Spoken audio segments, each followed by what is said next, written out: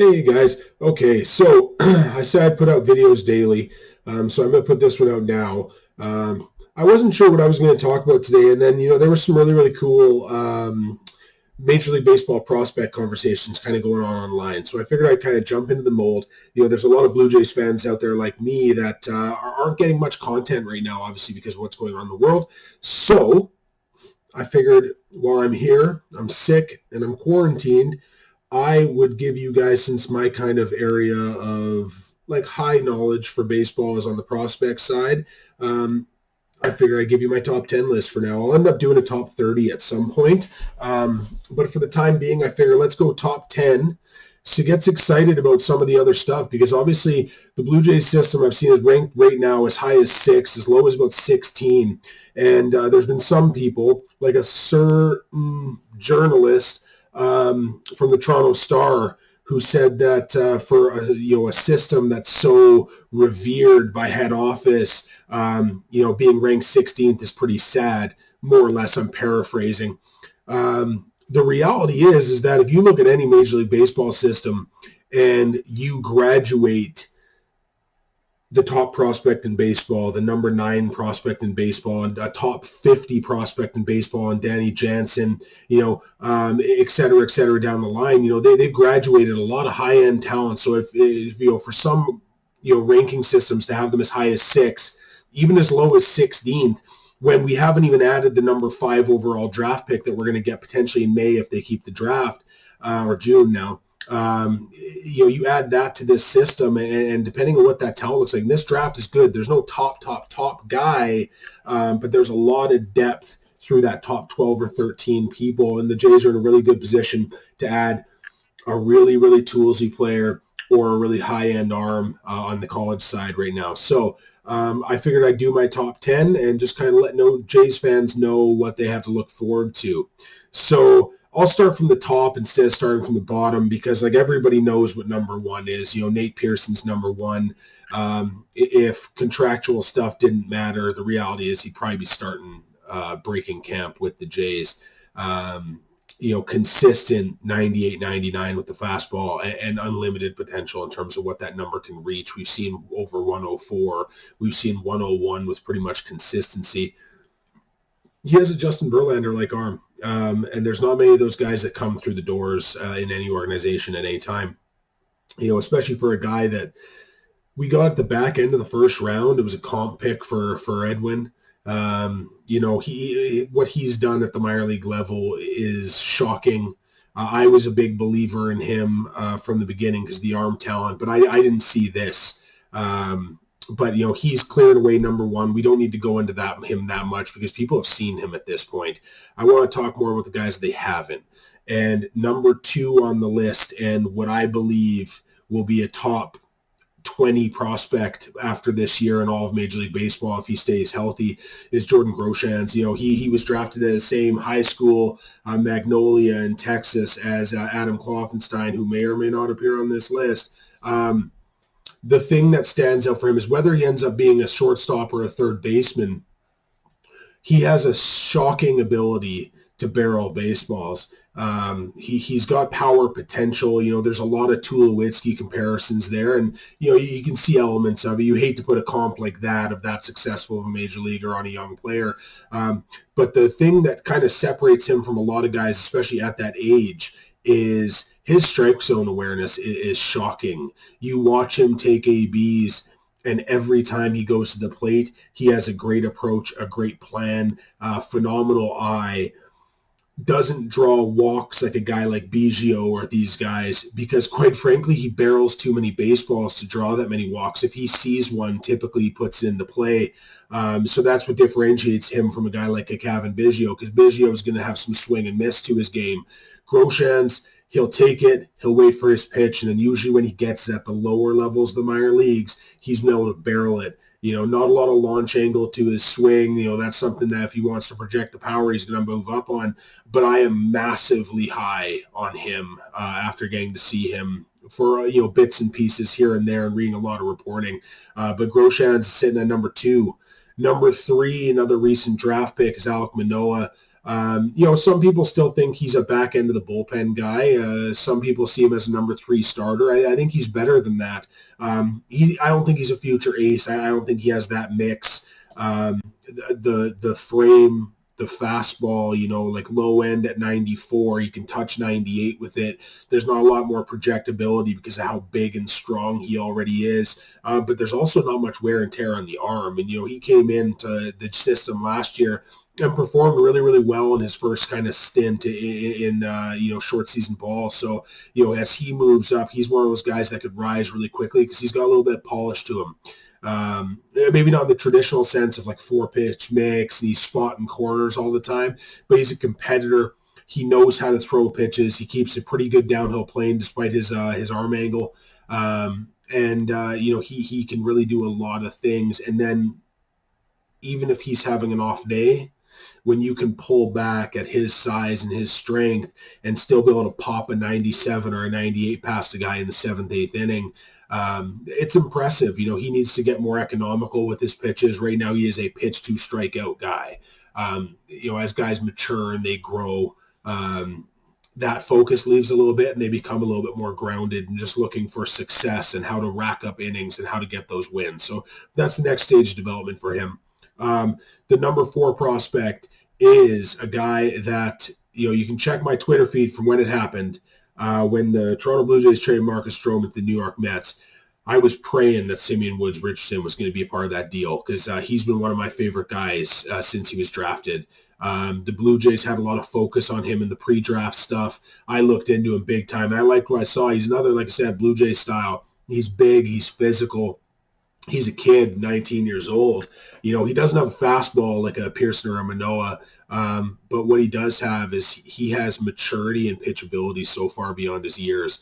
The kid comes in with 3 could be really plus pitches and a 4th that's developing. His fastball sits anywhere between 92 and 96, even at this point in his progression, which is really, really, really good.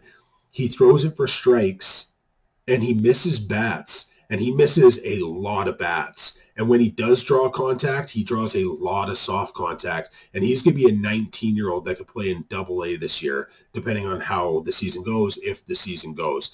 But he's a fast-track guy because when he goes on the mound, there's that compete to him. And I know that's an unmeasurable, and I am typically an analytics guy, so some people are going to hate me for that statement. But the reality is, sometimes, especially on the mound, I'm a former college pitcher as well, and sometimes on the mound, if your stuff's not working, having that grit and that game planning and that maneuvering and that mental toughness, it does make a difference, and if you've played the game, you do know that. And it's, he has it. He's got that grit and that tenacity. He is a competitor on the mound, and he wants to beat you every time he plays you. And having the opportunity to listen to him in some interviews and stuff like that really shines through. This is a kid with a lot of maturity, and he's somebody you could see in the big leagues by 2021 if things break right. But I thought that Stroman deal was a stroke of brilliance from Blue Jays management. I'm not a big believer in Stroman and his overall longevity and how he is as a player, what he does.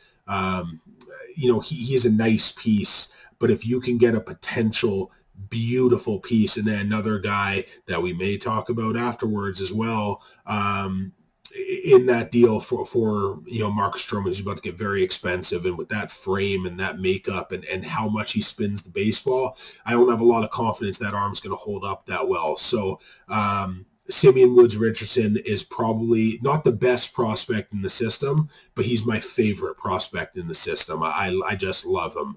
And last year I said when they traded for him, I said that because everybody was saying no top 100 prospects received. The reality is if this season happens, by the time it's done and those postseason prospect rankings come out, he's minimum of a top 30 guy in my mind. He's got that type of rise and potential to him. And with his build and his strength and his work ethic, there's a potential that he could be one of those guys that's consistently sitting at 94, 95 instead of the 92 to 95 that he is right now. There's a lot more flex variability in that. So keep your eyes on him because he's a stud. If Eric Pardinho wasn't hurt, I'd probably have him in the 5-hole here. He's going to be out an extended period of time, so I decided to remove him from the list and, just to include more guys, because the reality is we're not going to see Pardinho this year, potentially not even for part of next season.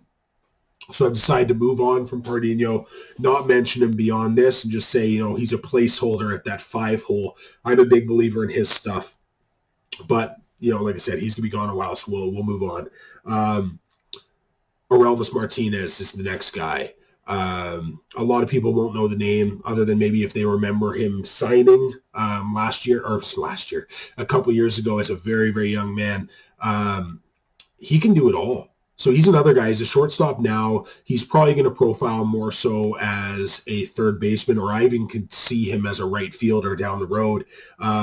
He's got some swing and miss that I think is going to happen. There's some holes to his swing. And there's, sorry, my nose is killing me. This flu, coronavirus, whatever it is just, it's driving me crazy. But there's some swing and miss. There's some holes in the swing, but he's very, very, very young. The one thing he has that a lot of guys don't have at this age is he has huge projectable power. Some people have put in a 55 or a 60 for that rating. I think he could go further than that. He gets such good whip to his swing. He needs to figure out the launch side of it, but that's an issue a lot of young guys have, especially coming from different backgrounds. The United States is so analytically driven for the young players around launch angle now, and some other baseball backgrounds, you're more focused on sweet spot contact, driving into gaps. So that's kind of how he's been taught. But if you watch his swing, the amount of whip that he gets on his bat and the sound that comes off it is very, very impressive. Like I say, he probably won't stick at shortstop, but you never know because he is fairly athletic. He's not an overwhelmingly athletic guy, but he is athletic enough. And he's got a pretty strong arm too. It's something he can grow into. I don't think it's ever going to be plus, but an above average arm. So like I said, he could profile really well at third base, or if that power really peaks up. And right field, he's a huge asset. But obviously that's a long-term one. He is, for guys on this list, he's the furthest guy away, no question. So, but it's a name to look forward to because I tell you, he is one of those high-risk, high-reward guys, but the reward could be potentially very, very, very high. Next, number 6, Gabriel Moreno, young catcher, athletic, great compact swing, good strike zone awareness. It's not like he's a guy that's going to draw a ton of walks, but he barrels a lot of baseballs. He's very young as well. Good defensive catcher, great athlete behind the plate, potential for an above average arm. We'll see how the game calling and the blocking and the framing and stuff comes along. But he's another guy to keep your eye on because he can really, really move. Super athletic catcher. And I know some people might not see the reward of that, but his mobility behind the plate and his ability to kind of stay fresh, because catching's grueling, be able to stay fresh, be athletic, be flexible, and transition to the plate when you have to. His potential is there to be excellent on both sides of the ball. Again, he's another wild card because he is young at a lower level. But like I said, another guy, short, compact swing, a lot of whip, head weight to the ball. He can really barrel things up. Anthony Kay is next. He may not be the best prospect on the list, but he's probably the best Twitter follow on this list, no question. His tweet game is strong. Tony Buckets. And what he is a crafty left-handed pitcher, with more fastball than you'd think he has. Being able to rear back and hit 96 is nothing to sneeze at. It's, he can put it up there. 93 pretty consistently with fastball from the left side with a good mix. He's got some control issues here and there, but he does miss a lot of bats. Will he turn into a front end of the rotation starter? No, he's not that guy. But he has the potential to be a really strong number 3, number 4 guy if it all comes together. And if not, he's got back end potential because I tell you, if he ended up in a bullpen role, he's a lefty that might be able to come at you with 95 to 97 because that will tick up a little bit from the rotational side. And he does have a really good breaking ball. What he is, like I said, there's not a lot of projectability there. He's not going to go big with the fastball. He's a little bit of an older prospect comparatively, but he's got some polish to him. He's got a good mix of pitches, and he sees how to get things done. So I think he's one of those guys that could be a nice piece. Worst case scenario, he's a back-end reliever, number 5 starter. Best case scenario, maybe turns into a quality 3-man. And I know that doesn't sound super exciting, but rotations need those. Look at the Blue Jays right now. Got that good high-end 1, and then it's a lot of 4s and 5s. You add a solid number 2, solid number 3, solid number 4 into this rotation, and things start to progress a little bit. He's that guy. He's the steady innings eater type of dude, and you should be excited about it. Number 8, Alejandro Kirk.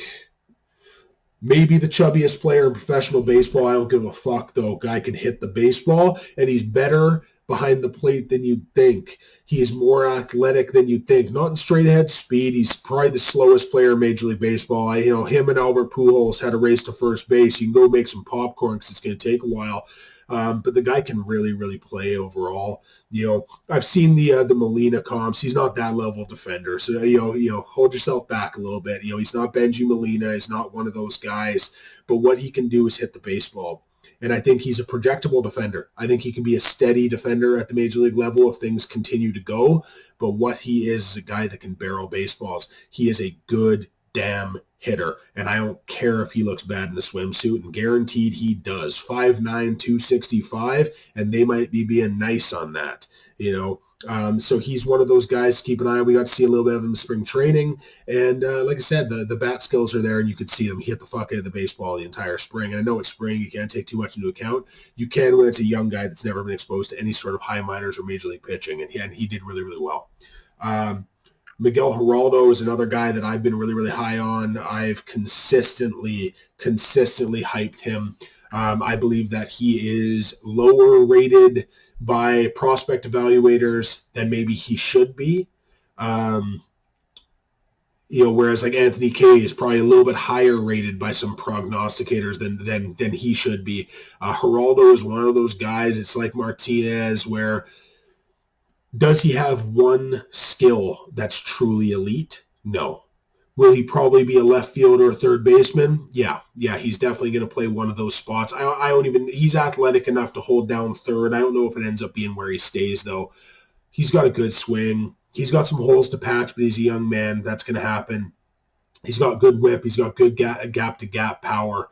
And when I see him, now the results are a little different at the lower end, right? But when I see him play, like I said, he just has an ability. There's a different sound off the bat. He's one of those guys. He's just got a clean stroke. I like it, and I think if he gets the right instruction and the right development, and I don't know the kid on a personal level. I don't know a lot about how he is in terms of his career and how seriously he takes it. But if he takes his development very, very seriously, he's a guy with a lot of talent, a lot of potential that can go a lot of places and end up being one of those, not a superstar, but a really, really core element of a good team, because he has that level of skill set and he's very, very well-rounded. The defense needs to come up a tick. He needs more back control. But there's a lot of tools there and a lot of projectability in terms of what he can do on the offensive side of the ball. The last one is another projectable guy. He's never going to blow you away, is Adam Kloffenstein. He's again, another Magnolia kid, went to school with Jordan Crochans, and he was in Vancouver last year, and he put up awesome numbers. He's not going to miss as many bats as a Pearson or a Manoah consistently, or Simeon Woods Richardson. He throws, his velocity is 91 to 95. He's already a big, huge guy, even though he's, still a teenager. He's another big, strong dude, but he pitches with finesse and composure. He's not trying to blow you away. I think there's more projectability in the frame, not a whole ton. A guy like Kendall Williams has a lot more projectability because he's so long and so wiry. He can put up bigger fastball numbers. But when I watch Kloffenstein, I do look at Jared Weaver. I don't know what it is. When I look at him, the arm angles aren't the same or anything, but the build and the approach, like for some reason, he reminds me of Jared Weaver. I'm not sure why.